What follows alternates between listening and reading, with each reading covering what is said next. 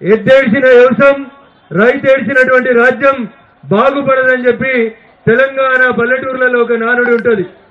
చంద్రశేఖరరావు తెలంగాణ రాష్ట్రం ఏర్పాటైన తర్వాత 10 సంవత్సరాల పాటు అనేక రకాలైనటువంటి హామీలు ఇచ్చి రైతన్నల్ని మోసం చేస్తే వేల సంఖ్య లోపల రైతులు ఆత్మహత్య చేసుకున్నారు. ఇది నిజం, నగ్న సత్యం. కానీ ఏ రోజు కూడా చనిపోయిన ఏ రైతు కుటుంబాన్ని పరామర్శించినటువంటి టీఆర్ఎస్ ఎలియాస్ బీఆర్ఎస్ పార్టీ నాయకులు నిన్నయాల సన్నాయి నొక్కులు నొక్కుతూ ఊర్లో పట్టి తిరుగుతా ఉన్నారు. నేనొకటి ఆనాటి ప్రభుత్వాన్ని ఒక విషయం అడగదలుచుకున్నా, ఈ రోజున్న ప్రభుత్వాన్ని కూడా ఒక మాట అడగదలుచుకున్నా. ఆ రోజు చంద్రశేఖరరావు గారి నాయకత్వంలో అప్పటి ప్రభుత్వం ఏ రకమైనటువంటి తప్పుల్ని చేసిందో ఈ రోజు అధికారంలోకి వచ్చిన కాంగ్రెస్ పార్టీ కూడా అదే తప్పుల్ని కొనసాగిస్తా ఉంది. ఉదాహరణకి రైతు ఏ పంట వేయాలి, రైతు భూమిలో ఏ సారవంతమైనటువంటి నేల ఉంది అనే చూడడానికి భారత ప్రభుత్వం నరేంద్ర మోడీ గారి నాయకత్వంలో భూసార పరీక్షలు చేయాలని తెలంగాణ రాష్ట్రాన్ని ఎంపిక చేసి సుమారు 1200 కోట్ల రూపాయల్ని భూసార పరీక్షల కోసం ఇస్తే 10 ఏళ్ల అధికారంలో ఉన్నటువంటి చంద్రశేఖరరావు ప్రభుత్వం ఈ రోజు దాకా ఒక్క జిల్లాలో కూడా రైతన్నలకి భూసార పరీక్షలు చేసి సాయిల్ హెల్త్ కార్డు ఇవ్వనటువంటి దుర్మార్గమైనటువంటి ప్రభుత్వం నాటి చంద్రశేఖరరావు గారి ప్రభుత్వం అయితే అధికారంలోకి వచ్చిన 10 నెలలలో ఇప్పుడు వీళ్ళు పైలట్ ప్రాజెక్ట్ అని జిల్లాకు ఒక మండలాన్ని ఎంపిక చేసి ఇంకా మీనమేషాలు లెక్క పెడుతున్నారు తప్ప రైతులకి తన భూమిలో ఏ పంట వేస్తే ఎంత సారవంతమైనటువంటి నేల ఉంది, ఎంత దిగుబడి వస్తుంది, రైతన్న ఆత్మహత్య చేసుకోవద్దంటే ఏ రకమైనటువంటి పంటలు వేయాలనేటువంటి విషయంలో నరేంద్ర మోడీ గారికి ఉన్నటువంటి దూరదృష్టిని గత 11 సంవత్సరాలుగా తెలంగాణ రైతన్నలకు అందకుండా నాడు బీఆర్ఎస్ నేడు కాంగ్రెస్ రెండు కూడా ద్రోహం చేస్తా ఉన్నాయనేటువంటి విషయాన్ని మనం ప్రజలలోకి తీసుకెళ్లాల్సినటువంటి అవసరం ఉంది. ఇకపోతే రెండో విషయం, రైతన్న పంట వేసిన తర్వాత ఎక్కడన్నా పంట నష్టపోయి రైతుకు నష్టం జరగకూడదని ఫసల్ బీమా యోజన పేరిట నరేంద్ర మోడీ గారు ముందు చూపుతోటి రైతన్నల్ని దృష్టిలో పెట్టుకొని దేశవ్యాప్తంగా ఫసల్ బీమా పథకాన్ని తీసుకొస్తే ఎక్కడ మోడీ గారికి పేరు వస్తుందో అని గత ప్రభుత్వం 10 ఏళ్లు అమలు చేయలేదు. ఫసల్ బీమాని తెలంగాణలో ఆచరణలోకి తీసుకురాంది తెలంగాణలో చంద్రశేఖరరావు గారు అయితే అదే బాటలో రేవంత్ రెడ్డి గారు కూడా నడుస్తా ఉన్నారు. కాబట్టి నాటి టీఆర్ఎస్ పార్టీ 10 సంవత్సరాల్లో ఎంత బదనామైందో 10 నెలలలో రేవంత్ నాయకత్వంలో కాంగ్రెస్ పార్టీ కూడా అంతే బదనామైంది. అందుకని ఆ రెండు ప్రభుత్వాలకి భిన్నంగా ప్రతి చేనుకి నీరు, ప్రతి రైతుకి చేతికి పని ఇవ్వాలనేటువంటి లక్ష్యంతో భారతీయ జనతా పార్టీ నరేంద్ర మోడీ గారి నాయకత్వంలో దేశవ్యాప్తంగా అనేక సంస్కరణలు తీసుకొచ్చి రైతులకి 10 ఏళ్ల యూపీఏ ప్రభుత్వంలో ఉన్న ధరకి డబ్బులు ఇచ్చి ఎంఎస్పీని తీసుకొచ్చి రైతులను ఆదుకునేందుకు పనిచేస్తున్నటువంటి ప్రభుత్వం భారతీయ జనతా పార్టీ ప్రభుత్వం. దురదృష్టం, తెలంగాణలో అధికారంలో ఉన్నటువంటి నాటి బీఆర్ఎస్ నేటి కాంగ్రెస్ రెండు కూడా ఒక నాణానికి బొమ్మ బొరుసులాగా రైతుల్ని వంచిస్తా ఉన్నాయి. పేరుకు రైతుల పేరు చెప్తా ఉన్నాయి తప్ప ఎక్కడ కూడా రైతన్నలకి న్యాయం జరుగుతలేదు. ఇందాక మా సహచర పార్లమెంట్ సభ్యులు గౌరవనీయులు అరవింద్ గారు ఒక సూచన చేశారు.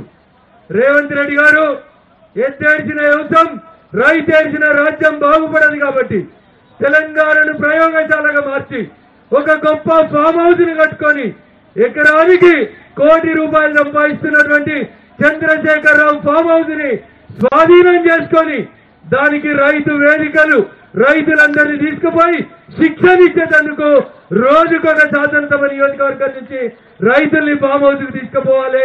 ఆ ఫామ్ హౌస్ ని జాతికి అంకితం చేస్తావా, తెలంగాణకు అంకితం చేస్తావా, ఒక్కసారి కాంగ్రెస్ ప్రభుత్వం ఆలోచించాలి.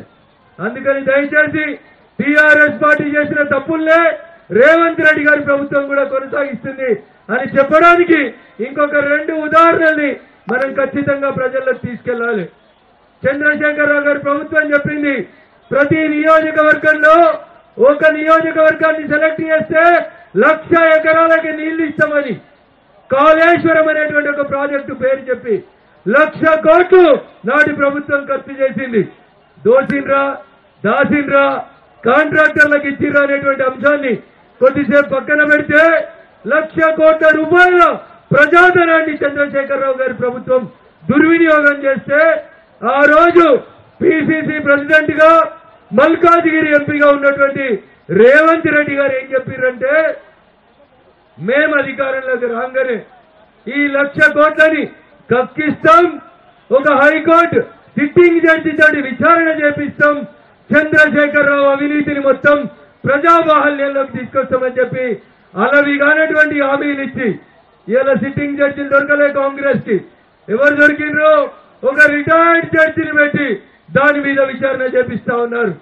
వాళ్ళు దోషిన చరిత్ర అట్లుంటే ఇలా ఈయన కొత్తగా దోషినందుకు ఇంకో కొత్త కథ చెప్తున్నాడు.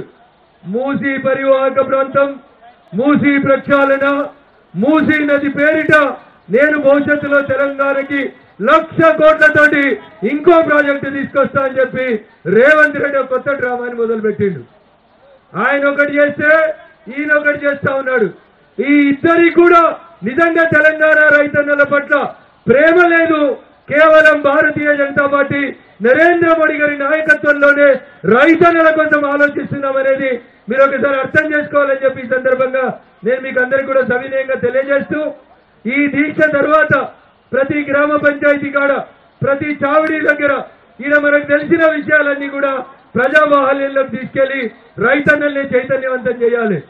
కాంగ్రెస్ అధికారంలో ఉన్న 10 ఏళ్లలో ఇచ్చిన రైతుల మినిమం సపోర్ట్ ప్రైస్ ఎంఎస్పీకి ఈ రోజు భారత ప్రభుత్వం డబుల్ రేట్లు ఇచ్చి రైతులను ఆదుకుంటా ఉంది.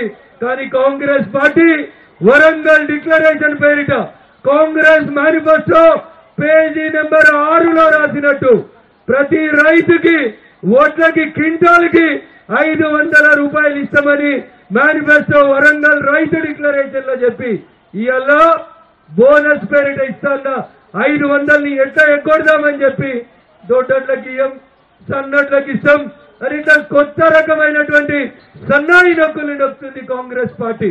కానీ భారత ప్రభుత్వం నరేంద్ర మోడీ గారి నాయకత్వంలో రైతన్నకి ఎంఎస్పీని డబుల్ చేయడమే కాకుండా రైతుల ఎరువుల ధరలు ఎంత పెరిగినా గానీ సబ్సిడీ మీద ఇచ్చి రైతు వ్యవసాయం చేసుకునేందుకు నరేంద్ర మోడీ గారి ప్రభుత్వం సహకరిస్తా ఉంది.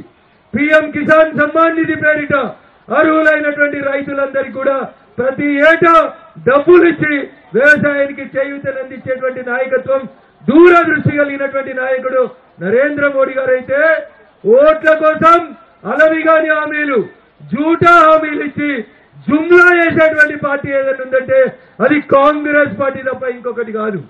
కాంగ్రెస్ అంటేనే 420 జనాలు నమ్మాల్సినటువంటి పరిస్థితిని 10 నెలలలో కాంగ్రెస్ పార్టీ తీసుకొచ్చింది. అందుకని దయించి రైతన్నలారా ఆలోచించుండ్రి. కాంగ్రెస్ ఇచ్చిన హామీలు, కాంగ్రెస్ అమలు చేస్తామని చెప్పిన మాటలు, రైతు డిక్లరేషన్ పేరిట ఢిల్లీకి వెళ్లి నాయకుల్ని తీసుకొని వచ్చి వరంగల్లో చెప్పిన మాటల్ని ప్రతి మొబైల్ ఫోన్ లో ఈ 24 గంటల రైతు దీక్షలో మళ్లీ మనం ప్రతి ఇంటికి చేరేలాగా వరంగల్ డిక్లరేషన్ సీడీలని మన మొబైల్ ఫోన్లలో వినిపించాలని చెప్పి మీకు అందరికీ కూడా తెలియజేస్తూ, కేవలం తెలంగాణ రాష్ట్రంలో తెలంగాణ రైతాంగం ఎదుర్కొంటున్నటువంటి సమస్యలు పరిష్కారం కావాలన్నా, ఈ సమస్యలన్నింటికి ఒక దిక్సూచి, ఒక నావ కనబడాలంటే దానికి కేవలం భారతీయ జనతా పార్టీ మాత్రమే డైరెక్షన్ ఇవ్వగలుగుతుంది అనేటువంటి ఒక మంచి ఆలోచనతో ఈ 24 గంటల రైతు దీక్షని ప్రారంభించి తెలంగాణలో ఉన్న రైతన్నల్ని మేల్కొల్పేందుకు పార్టీ చేస్తున్నటువంటి ఈ లక్ష్యాన్ని, ఈ కార్యక్రమాన్ని ప్రతి బూత్ వరకు, ప్రతి గ్రామ పంచాయతీ వరకు తీసుకెళ్లాలని మీకు అందరికీ కూడా విజ్ఞప్తి చేస్తూ, అవకాశం ఇచ్చినటువంటి వేదిక మీద ఉన్నటువంటి పెద్దలందరికీ, ముందున్నటువంటి రైతు బాంధవులందరికీ కూడా పేరు పేరున శుభాకాంక్షలు, అభినందనలు తెలియజేస్తూ సెలవు తీసుకుంటా ఉన్నాను. జై జవాన్. ఏమైనా స్లోగన్స్ ఏందాక పోవాలి? దీన్నే ఉంది సెక్రటరియట్ పక్కన, జర గట్టిగా చెప్పారు కదా, చెట్ట కింద మా అన్నలు గట్టిగా చెప్పాలి. జై జవాన్, జై జవాన్, జై జవాన్. రైతుల్ని మోసం చేసిన కాంగ్రెస్ ప్రభుత్వం వెంటనే గద్దె దిగాలి. రైతుల్ని మోసం చేసిన కాంగ్రెస్ ప్రభుత్వం వెంటనే రైతుల్ని మోసం చేసిన కాంగ్రెస్ ప్రభుత్వం వెంటనే 6 హామీలను వెంటనే 6 హామీలను వెంటనే 6 హామీలను వెంటనే జై హింద్ జై భారత్.